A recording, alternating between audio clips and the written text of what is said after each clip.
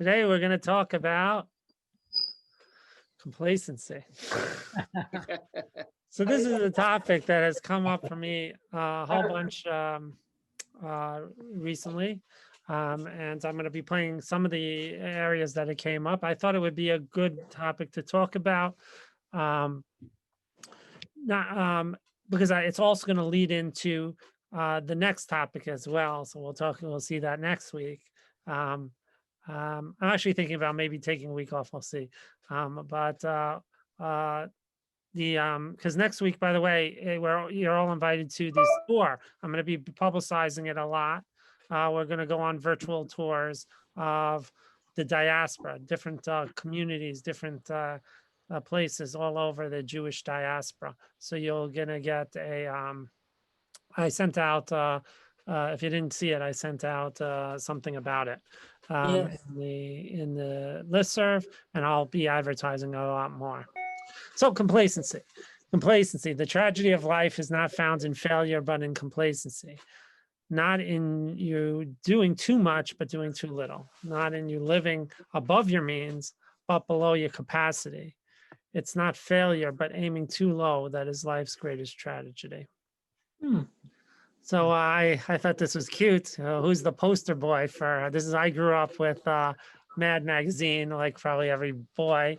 So he was I wrote the poster boy for complacency because I couldn't think of like who really represents complacency better than Alfred E. Newman. But what is complacency versus contentment? What is the difference between, because we want to be content in our lives. That's really what we were looking for, is a certain type of contentment. So what's the difference between contentment and complacency? So I think the key difference is that we want to be happy with what we have, and then we realize that God gives us what we need, so that what we have is what we need. God gives us, and we're very content with that. We don't need more to be happy. Whatever Hashem gives us, we could be happy. And that's, you see that there are people who live in the slums, who have nothing, who lives in countries where they have absolutely nothing. And they're very, very happy people because they're content. They're happy with what they had in life. And you have people who are super duper rich, which we showed, and they live in, and they can have anything they want, and they live in these luxury apartments, and they're not happy. So contentment means that everything that you have in this moment, you believe, I got what I need. Complacency is different. Complacency is, it's a little bit similar to being lazy. So often people get upset with their current situation, and then they become very complacent. You see that in a lot of these they have the TV shows or on these comics Dilbert, where people just try to get out of doing work, right? They're just trying to get out, do anything to not do work. They're just going to go through the motions. They mumble, they complain, and they don't want to do anything. So here are the difference between contentment and complacency is a real subtle one. Being complacent means refusing to work to improve. Being content means to be happy, very happy, but striving to be better. The key to success is to constantly improve and never allow yourself to just be complacent. We look at the Torah, so we're learning all about Yaakov. And so Yaakov, the Torah tells us that when we first learn about who Yaakov was, so he says, "Vayigdalu anarim, vayhi Esav isho de'asaydi sadeh, v'Yaakov ish tam yoshevo alim." Now, when they grew up, so Yaakov was this one who stayed by in camp. He stayed by in his tent. And the Radak writes on this that if you look through Yaakov's life, what does it mean, Yoshev Ohalim? Why is it in the plural that he sat in tents? Why did he sit in tents? So the Radak mentions that the reason why Yaakov, the Torah wrote this word in the plural, is because Yaakov studied with any wise person he came across. He was indiscriminating in this regard, being totally devoid of deceit or evil, wanting to only amass knowledge. In other words, Yaakov always wanted to learn. He was always somebody who wanted to better himself. And he wasn't lazy. He didn't ever try to take shortcuts. He always wanted to grow and learn. And then we see later on when Yaakov um, is changed, thrown into a situation where he's going to be going to a complete unknown. So what happens? He makes a neder saying, "If Hashem is with me, im ya Elokim imadi, yishmani b'derech b'azeh, asher olecha anochi olech v'nasan li lechem l'chol beged levosh." So then you give me, Hashem was going to give me what he did, what I need, and then Yishavti v'zeh el beis aviv, Hashem li Elokim. Hashem will be with me, and I will be with God. In other words, that he trusts that God's going to give him what he needs. He makes a deal. You're going to give me everything I need, and I'm going to do the best that I can to be the best person that I could be. And that's really the idea, that Yaakov's willing to take on any challenge in life because he knows that God will be with him, and God's going to give him the food that he needs and the clothes that he needs, and because of that, he's able to accomplish great things. Yaakov wants to be in Beretz Migrei Aviv. He wants to sit. So Rashi has this statement here. What does Yaakov say? Yaakov says, Rashi, this is Rashi, he brings the Bereshis Rabbah, and he says that Yaakov, that Yaakov wanted to relax. He had a hard life. He was tired. He spent his whole life with all different types of challenges. So Rashi, so what does it say? So Kafetz Ragzu Shal Yosef. So what happens? When Yaakov wants to sit and wants to relax, so the whole challenge of Yosef comes about. So it says here, tzadikim v'akshim leishev b'shalva. Amar Kadosh Baruch Hu lo dayan l'tzadikim ma'ashem etukan lahem le'olam haba. It's not enough that that you have olam haba. El Hashem v'akshim leishev b'shalva olam hazeh. You want to sit also in this world in tranquil? That can't be. Can't be. In other words, that God's going to give you challenges, and that through the challenges, that's what's going to make you grow. The Das Kanim, it's a newer commentary,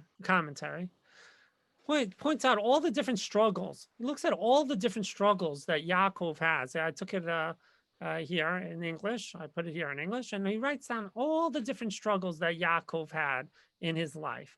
And at the end of the day, he says, that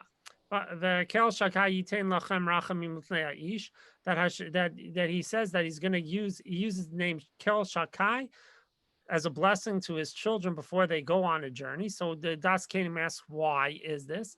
Because he says that he knew, at the end, he says, if you read the last line, in light of this, Yaakov now called on the attribute of God to signal that he felt that he had undergo sufficient tribulations, die, to warrant a favorite response to his blessings and prayers. In other words, that he was able to connect to God. He saw that through all the different challenges, he was able to say that, push that bracha off onto his children. That, I see the challenges that we have gone through in life, and it all turns out to be good in the end. It all reached to be bracha, and that's the blessing that he'll send off his children with. And so that's a matter of realizing that the challenges that God gives us in life will only help us grow. Life is a journey, not a destination. So Ralph Waldo Emerson. This is a fascinating story. So I put here in the thing, you could see it. I put it from the Britannica Tablet Magazine. Had a whole article on Franz Rosenzweig. What's the story of Franz Rosenzweig? Fascinating story. Franz Rosenzweig was an academic. He grew up with no Jewish religion at all. Zero. He says his Jewish heritage was barely known to him. He knew nothing about being a Jew. Nothing. And in order to rise in academia, so you had to, if you were a Jew, you had to sign a paper that relinquishes your Judaism. You had to relinquish your Judaism. Nobody checked, nobody cared, but you actually had to sign the paper. So you signed the paper, You relinquish your Judaism, and then you could go into to become an academic. But until you do that, you were stuck. So all the people, they've all signed. They signed everybody signed this paper. Franz Rosenzweig, he was at least honest. He just thought about it for a second, and he said to himself, before I get rid of my Judaism, what I think I want to do is I'm going to go see what it's like to go to shul. What is a shul like? And then I'll go to shul. I'll say I tried. I saw it was nothing, and I'll leave. And I'll sign the paper, and that will be the end of it. So which day, by accident, complete total accident, he picked Yom Kippur to go on to shul. He didn't even know it was Yom Kippur. He had no idea where he was going. He picked Yom Kippur to go on to the shul. And not only that, which shul did he go to? A Hasidic shul. Hasidic shul. Shtibel. So he goes to the Hasidic shul, and he sees that the shul was not like he thought it was going to be. He thought it was going to be nothing, and he thought it was going to be like his whole experience of like the way it was in the modern world, where they had the shul synagogues with like the churches. He thought that's the way it was going to be, but no, he was emotionally moved by it, and he refused to sign the paper, and then he devoted his life to. Here it says. He devoted intense reading of classical Hebrew sources and attending lectures by Herman Cohen. It moved him. It moved him. He wasn't going to be content. He wasn't just going to say complacent. He wasn't going to say, okay, I'll sign the paper like everybody else. I'll move on with my life. No, he was willing to challenge himself to see, is this something that's worthwhile? And if it is, I'm going to push myself to do better with it. And that's what it is. Contentment is when I'm happy with the way I am, but I always have to strive to be better. I could always be better. I could always learn more. I could always understand more. I could always grow more in my life. So that's what you see. He found something, and he said, I know nothing about this. I have to learn. I have to grow. It's a great shiur by Rabbi Yisrael Reisman. Of Yisrael Reisman, if you click on this, of course, they're all links. Of Yisrael Reisman, it's called the cycle of the letter Samach. Great shiur. He talks about how fascinating the letter Samach is. So let me give you some examples he brings right at the beginning. He's talking about Parshas Bechukosai. So we have the curses, the Tochacha. So before the Tochacha, you have all these brachos. So if you look, there's 11 psukim of brachos, and in those 11 psukim of brachos, there's every single letter in the Torah, all the letters of the alphabet, except for the letter Samach. It's the only one that's missing.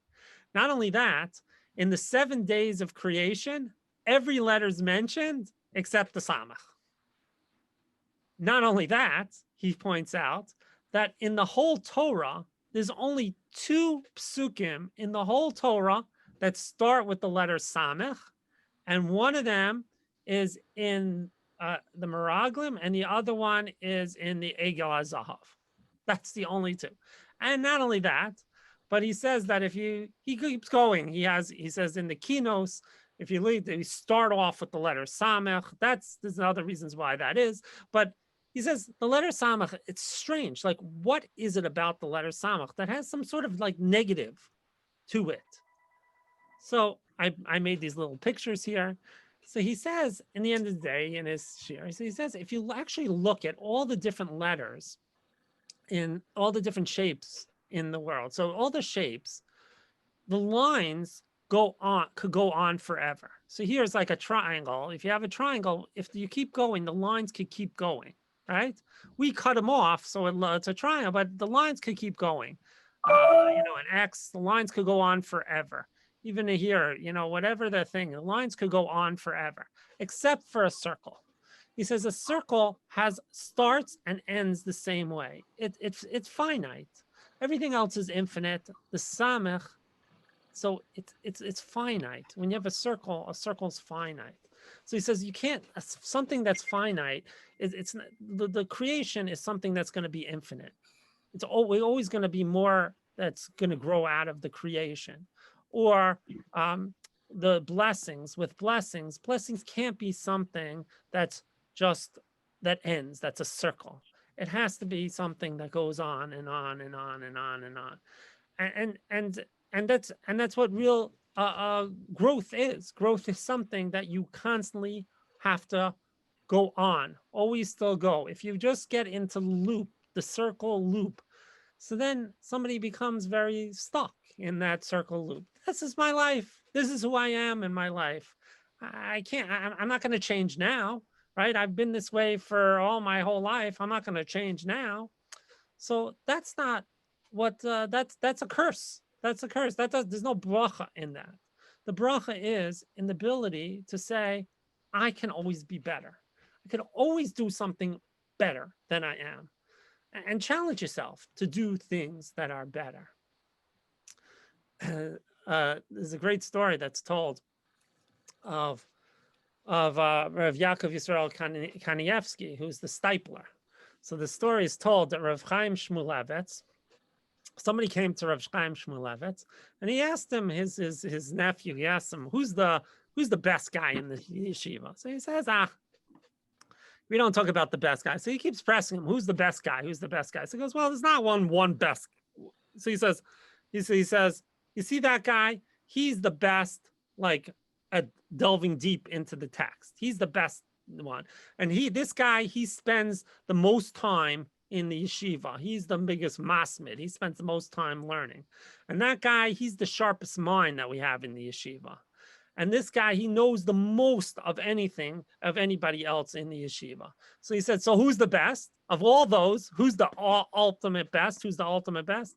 So he says, truth is, the best is none of these guys. So he goes, what? There's a guy who's not in one category? So he said, you're right. This guy, the stipler, so he says, Rav Yaakov Yisrael Kanievsky, the stipler, so he is the best. Why? So what makes him the best? Because he says he's the greatest mevakish. He's the one who's always asking questions. He's the one who wants to seek knowledge. He always wants to grow. And that's better than anything. His knowledge, you could be the smartest guy in the room, but the guy who asks the questions, he'll eventually outpace the ones. And you see it, you see it in sometimes in school where you have some of the slower students, right? But they ask a lot of questions. They're always interested in learning. They always want to grow. And the ones who everything comes easy to, so they get all the hundreds when they're younger. But then the guy who's used to struggling and used to trying to really understand, so in time, they could outpace the other people because they just want to learn. They're desperate to learn. And so that's what he says. That's the best thing, is the ability to always ask and always try to learn. I heard a great shir by Rav J.J. Schachter on Rabbi Jonathan Sachs. So I want to play with him a couple of minutes of what he says about Rabbi Sachs. I thought he said it so well, so I'd rather you hear it from him. What I'm going to call a mevakesh. You know, maybe by now you know that he was not raised in a thickly Jewish household. His parents were Jewish. His parents were Vila, sweet Jews, very simple Jews, wonderful Jews, simple Jews, and did not raise him with a thick Jewish background. And he went off to study philosophy in Cambridge. And that's what he was going to do. He was going to become a continental philosopher. And then at the age of 20 or 21, which I'm going to say now was quite young,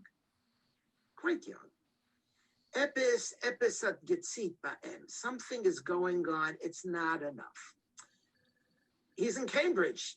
You know, it's the tip of the spitz of British aristocracy, intellectual aristocracy. He's destined for greatness as a philosopher and a professor of philosophy. No, Epis gnaws at him. He picks himself up as a kid, and he goes across the Atlantic. He comes to the United States. He knocks on the door of the Lubavitcher Rebbe. He knocks on the door of Dr. Norman Lamb. I heard him say this more than once. And both of them inspired him to think about, you know, Judaism really matters. Judaism matters.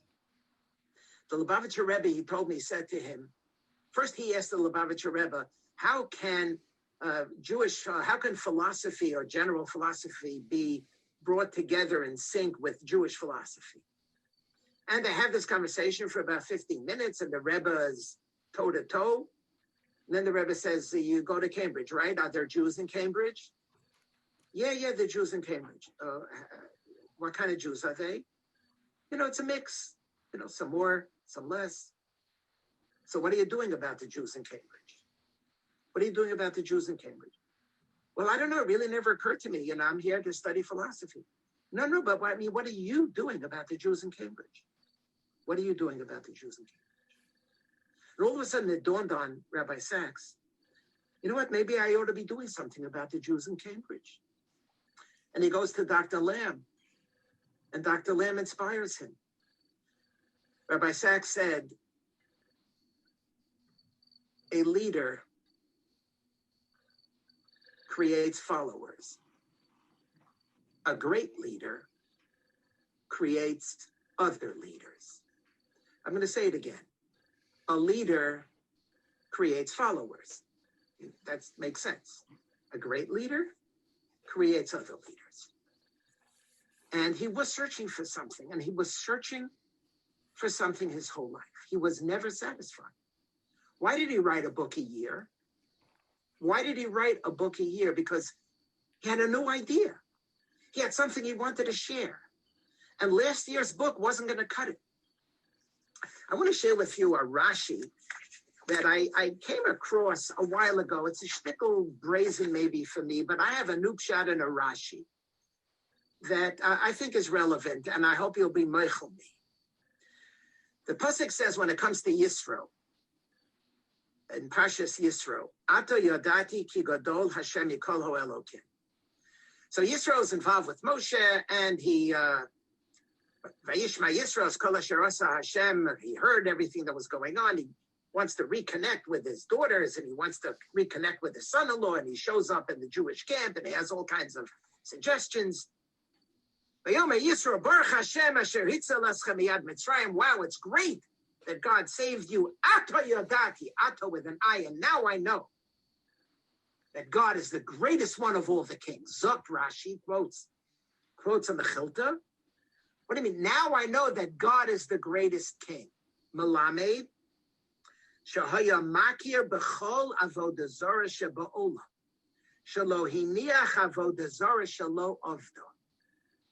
Yisro knew every Avodah Zarah in the world. When Yisro says, now I know that God is the greatest king, he comes to that from knowledge, because he knew every other deity in the entire world. He speaks from a position of knowledge. I know them all.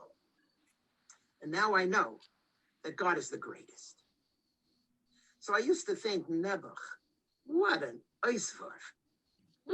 Every single Avodah Zarah in the whole world, what's wrong with it? Well, one Avodah Zarah wasn't enough for him. He has to go to every single Avodah Zarah. And then I realized, you know what? That's amazing. That was his world. He lived in a world of Avodah Zarah, but he wasn't happy. He was a Mavakesh. He kept on going until he found the right one, and at the end, he didn't find any of them. He found God. For me, Yisro gets a kish and piskel. I'm going to give Yisro mafter yoina. If I ever.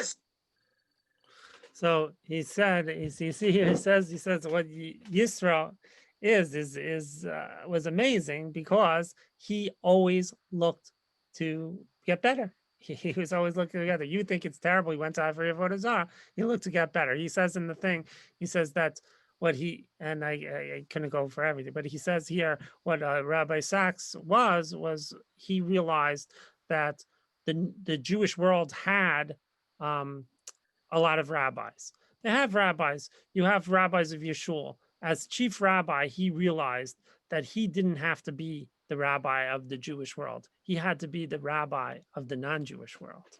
And that's what made Rabbi Sachs so special, is that he really was able to take Jewish messages and be able to explain the Jewish position to the non-Jewish world.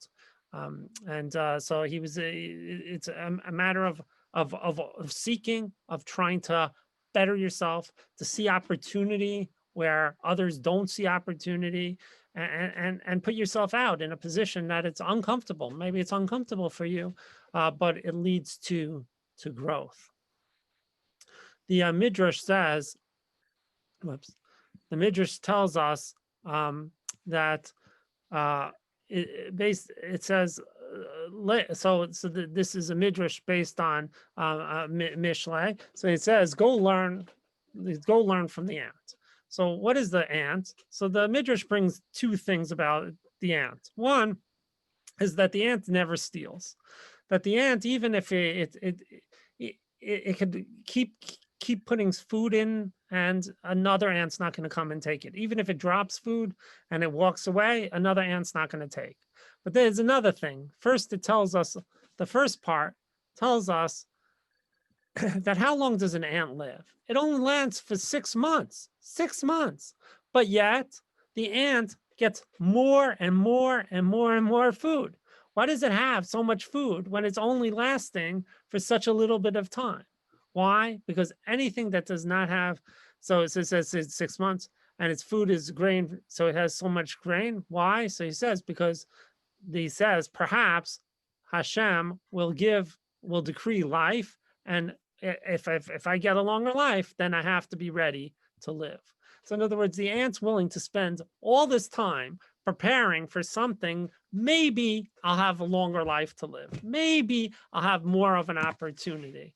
And so therefore it keeps going and keeps going and keeps going, and and keeps building for a future that may never ever happen, but still wants to be prepared for it in the future. And that's the way we should live, that we should always, we don't know how long we have, we don't know what the future might bring, but still we want to keep going, we want to keep building ourselves up and up and up. And even if somebody is very sick, and even if somebody feels that they have very little time left, you never know. And even so, you still want to keep going to build yourself to be the best person you can. So how does one fight the idea to just be complacent, to just kind of throw up their hands and say, this is what it is? So the first thing I think, I have a whole bunch of suggestions here. So the first suggestion is that you don't have to first take on something new. We generally like to just grab and start doing something new. When somebody gets an idea, we have to change. So therefore, we got to take on some sort of new thing and work on it. It's not necessarily so. To fight complacency means to do the things that we already do and trying to find ways of doing those things better. Right? How do we make the things that we're doing already, how do we do better? How do we do our job better at work? So people get very complacent at work and they don't look for things. They're like, this is my job, I'm good at it, I don't have to do anymore. And like at my work, I'm always looking around. I'm always looking around the school, just because I don't want to become complacent. I don't want my job to become bad. I try to do the same thing in the shul, and in the school, I try very hard to look around and say, how can I make this place better? How can I be better worker? How can I be better at what I already do? Next, second method, expand your knowledge. This is so important. Keep learning. And I think one idea is to do a yomi something. For at least in Torah, for a Jewish growth, do something yomi. It could be daf yomi, it could be parsha yomi, it could be a tehillim, a devar Torah. So like I do a daf yomi with my son, I do a nach yomi in the morning. As long as you have a time that you could do it, right? You do the parsha of the 7 aliyahs, you could do it one aliyah, or you could just do some tehillim every day, but do it every single day. do a little bit every single day, no matter how much time. If you say, I only have 5 minutes, so do 5 minutes a day, but do it the same, try to do it the same time of day, either before you go to sleep. Deborah is always very, right before she goes to sleep, she does learns Tehillim. She goes through Tehillim. So right before, that's the last thing she does before she goes to sleep. She goes reads through Tehillim.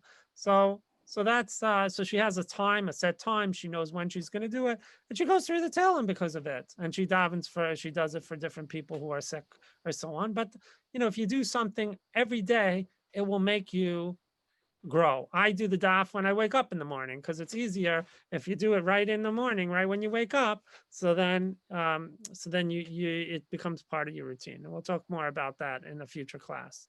Listen to podcasts.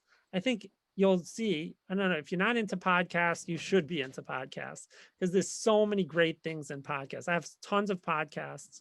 I listen to many Torah podcasts, but I also listen to other secular podcasts as well. I think that they really enhance your overall knowledge of what's going on in the world. Let's try to listen or read a book. If you could read one a week or every other week or on Shabbos, expand your knowledge. Read. The more you read, the more you'll know, and the more excited about life is, and the more ideas you have, the more you'll challenge yourself and your thinking. Try to learn a new skill, cooking and so on. And whatever the skill is, especially during COVID, I think it's great to do. Ask a lot of questions. And then that goes back to become a vakesh. Learn and try to ask a lot of questions. I have a couple more things, and I'm going to show you a couple of videos on some other ideas as well. So try to create a long-term plan. Now, a lot of people just live for the moment. That's a big problem that we have. We just trying to get through the next day without any planning. So you kind of have to think backwards. Where do you want to be in 10 years from now? And or 5 years from now, and try to work backwards. It's funny because in work, I used to have where every year I'd put together a plan for the school. And it used to start with a 5-year plan and then a 3-year plan. And then everything changes so fast that it becomes like a 1-year plan almost. But you should really have to have an idea of where exactly do you want to go in 5 years? Where do you think the direction is? What should you be doing? Think about it. How am I going to achieve? And then try to work backwards to try to achieve some of your goals. You should try to have monthly goals and weekly goals. But if you could try to do that in your journals, try to plan out some of your goals, then if you don't know where you're going, you're never going to get there. So you have to kind of work towards a certain goal in order to get there. Another idea to help stop complacency is to compete against yourself. The only person you should try to be better than is the person that you were yesterday. If you see actually great athletes, so many athletes will say that they say, wow, how did you beat the record? So some athletes, they can't stand that somebody's better than them. So you had Michael Jordan. If you saw, they had a great show called The Last Dance. My family was so into Yehuda was so into it. He called everybody. He said, the last dance is starting, quick. He got it very into it. It's a story of Michael Jordan and at the time when he was at the Bulls.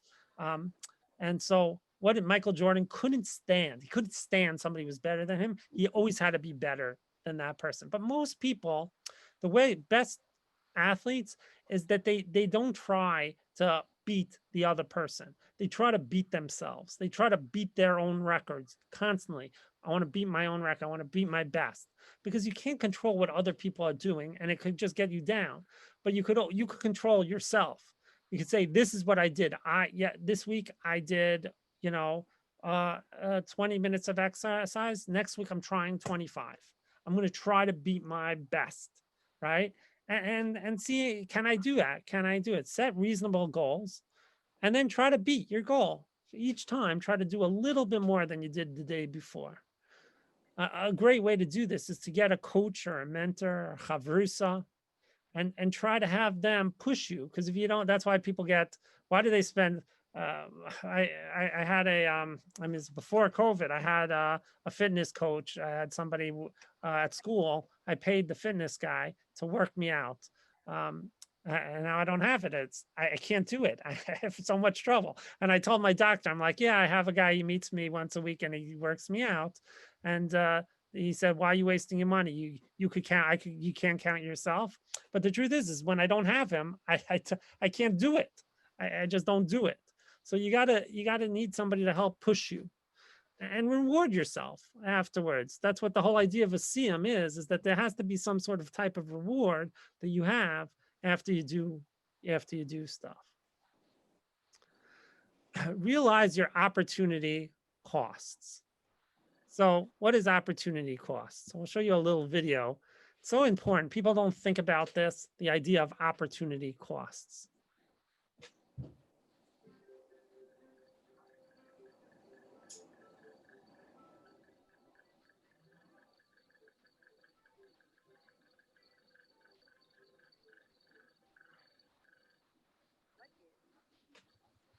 Opportunity cost refers to the value a person can have received by passing up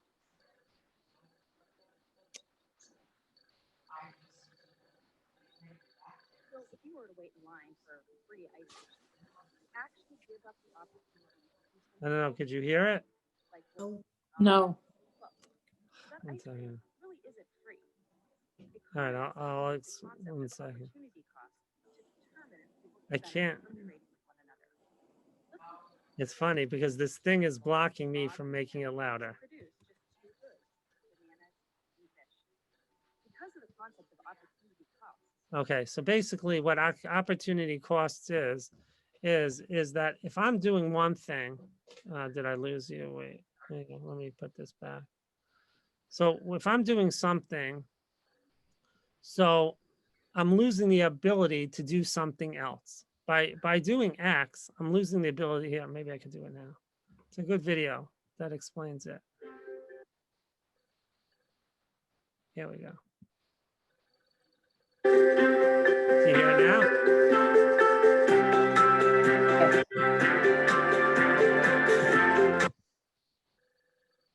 Yeah.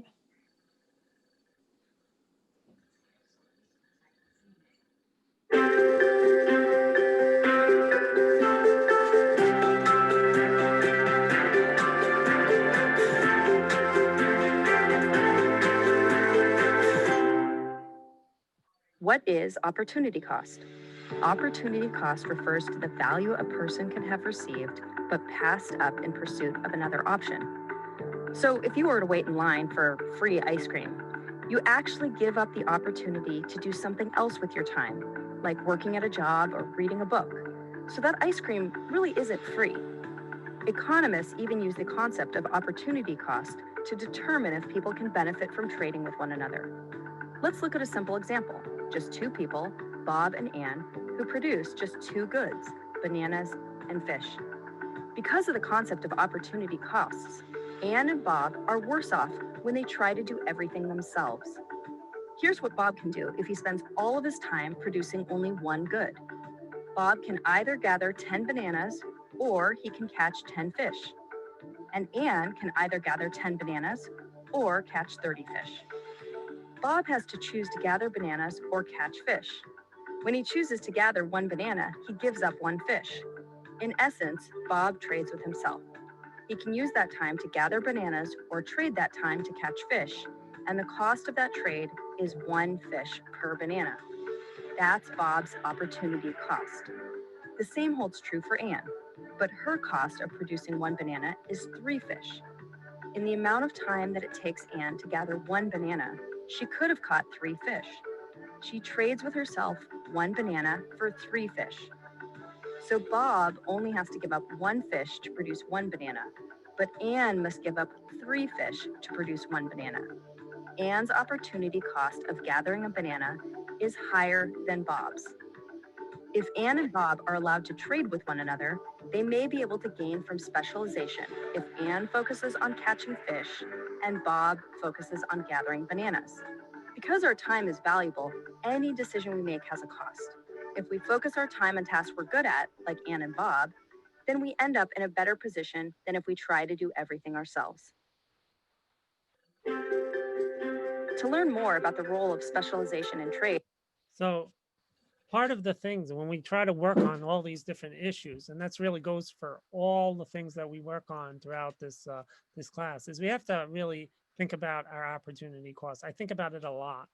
In other words, if you're gonna now, let's say, watch a movie, so it could be important to watch a movie to relax, but realize what you're giving up by watching that movie. It's not just because you get something for free. And there's often some, I think about all the time is like, oh yeah, we could take this much longer trip, but it's going to take us longer, and we'll miss the toll, but it's going to take us much longer, and I'm giving up something to that. So I could be giving up time with my family, and I could be giving up time that I wanted to exercise. I could give up time that I wanted to do whatever, read a book. So all the things that I'm doing by getting something free is not really free because I have to give up something for it. And so realize our opportunity cost. What is it costing me to do certain things that I want to grow? So if I want to save money and not have my exercise person it may cost me a little bit of money, but if I have long-term health because of it, so then it would be worth it. Part of battling complacency is trying to find ways of taking the things that I do already and say, is it efficient in my life? Am I being efficient with my most valuable resource, my time? Am I being efficient in the way I do things? And what am I giving up by not helping, not working, not trying to do better? What am I giving up by just staying complacent, by just staying the same person I am? And if you realize that, so then sometimes you have to pivot. What is pivot? I want to get into all of it now. So let's talk about how I built this. Do you guys know this podcast? If you don't, It's a fascinating podcast. it's one of the best podcasts out there right now. And basically, what you do is you talk to entrepreneurs and CEOs and people that started these companies. And what you would think in my head, I go, this might be like a boring interview. I don't know. Do I care about how they made Stacy's chips? Yeah. It is I do. It turns out I really do. And I love her. I go, what a story. Yeah. But what do you learn from interviewing and getting these stories? Oh man. I mean, lately we've been hearing a lot about pivots on the show. Like, so Stacy's a great example, right? So Stacy, a pivot, right? So Stacy Madison, who created Stacy's Pita Chips. I mean, that company began as a sandwich cart, right? Food truck, yeah. Right? She's a sandwich cart in Boston making rolled up pita sandwiches. Yeah. And every day they had like extra pitas. And, she didn't want to throw them away. So they would cut them up and bake them up and sprinkle them with Parmesan and hand them out to people, waiting in line for the sandwiches. And eventually people were like, hey, can we buy these pita chips? And like 6 months into this, she and her partner, Mark Andrews, are like, wait a minute, maybe we're like in the wrong business. Like maybe we should do pita chips. And they completely pivot from pita sandwiches to pita chips. Within 10 years, they sell this company to Pepsi for $250 million.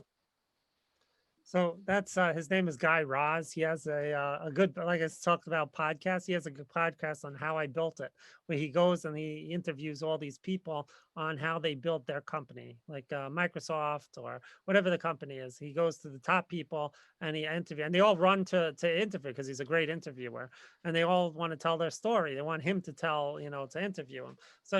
So he talks a lot about that in the podcast, the idea of pivoting. So the pivoting comes from basketball, that when you're going in one direction and you're stuck, right? You're stuck in one direction. You pivot, you move to a different place, you do something different than what you normally would have done in order to open up lanes of traffic for you to score. So the same thing as he explained there, a lot of times we get into our life where we get stuck in the same type of thing. And sometimes it's a matter of saying, well, maybe I'm in the wrong business. Maybe what I'm doing is not the right thing for me. Maybe I have to do something completely different. And some people do that all the time. They just can move on. But that's not what we're talking about. We're not talking about somebody who constantly drops things. and picks up new things. And because then they become a master of none, they say, right? You're a master of none. It's somebody who's good at something, they're doing something, but yet they realize that they become stagnated. They're stagnant now. And in order to grow, they have to change. And sometimes it means complete change. Like in the Stacy's whatever chips. So she realized that her real business was not was these small chips that she was making. That's her real business. And they dropped everything in order to focus their attention on that. And that's very important in life, that we can't get stuck in something. We have to kind of always be ready to pivot. And it could be small pivots. It doesn't have to be big things where you drop everything. It could be just small things in our life saying, this is not really working for me. And I'm not enjoying it anymore. I don't like it. So now I'm going to pivot and do something else. I want to get into all of it now. So the next method is look to improve yourself or your growth, and not look for what it does for recognition. You do it for yourself. So this is a good quote from Harry Truman. It's amazing what you can accomplish if you don't care who gets the credit. Harry Truman, most people are worried about who's going to get the credit and what other people think. Do it for yourself. Part of being content is I'm okay with myself, and I'm going to become better, not because anybody's going to say or pat me on the back, not because I'm going to get a raise, not because my colleagues, because I want to be better in things. So I'll end off with two more slides. Megillus Esther. So in Esther, we read that Mordecai comes to, I love this Megillah. This is actually a Megillah that was hand drawn. I love these hand drawn Megillahs that they always had in the past. And so Mordecai goes to Esther and he says, you have to save the Jewish people. And she says, nah, I'm kind of happy here, in my thing, because, the king, if he doesn't call me, I could be in trouble. She's very complacent to who she is, even though the whole world is the whole Jewish world's relying on her. She's complacent. She's fine where she is in the castle. And so Mordecai comes very strong. If you don't do it, somebody else will do it. Somebody else. Hashem's going to make sure that somebody's going to save the Jews. But you, Esther, you're going to be destroyed. Why? What does it mean you're going to be destroyed? What does it mean you're going to be destroyed? In other words, your whole life, you're going to say, I had the opportunity to be the person, to stand up, to make a difference, to change. But I was too lazy. I was too set in my ways. I was too comfortable. I was comfortable in my palace, whatever that palace is in for us. We get comfortable. When we get comfortable, then we don't try to change. We don't try to better the world. We don't try to do things. And so sometimes you have to realize that the world doesn't need you, but you need to be the one to stand forth and make yourself better. I'll end off with the story I heard from Rabbi Noah Weinberg many times. I heard him say this story in person at Aish Torah. He used to say this story all the time. So the story is that a young man came to him at Aish and he said, Rabbi, I have news to you. I don't need the yeshiva. God and I are really close. God does miracles for him. So Rabbi Weinberg says, what do you mean? Could you tell me, what kind of miracles does he do for you? So he said that he was once riding on his motorcycle on a winding mountain road. A truck came and swerved in the lane, and either he had to smash or go flying off the cliff. And you know what? He flew off the cliff, and it was a miracle happened. His bike landed between two rocks. It absorbed the whole impact, and he was gently tossed off the bike into hedges, and nothing happened to him. A complete, utter miracle. And Rabbi Noah Weinberg said to him, tell me, my friend, who do you think pushed you off the cliff? And I think it's a powerful story. I mean, God pushes us off the cliff sometimes. God pushes us off and gives us these challenges in life that we have in order for us to grow, we could be very comfortable saying, oh, I have this great thing, everything's going well. I don't have to do anything. It's all good. But sometimes God gives us like a shove, gives us a push, gives us challenges like we saw with Yaakov, or gives us, things where we should ask ourselves, maybe I need to do something more. Maybe I need to grow. I need to push myself in a different direction. And that's really what how we battle complacency. Complacency is we're okay, we're fine, we don't have to do anything more. And it's good to be content that God gives me what I want, that God gives me everything. We should never be complacent. We should always fight to be the best we can be.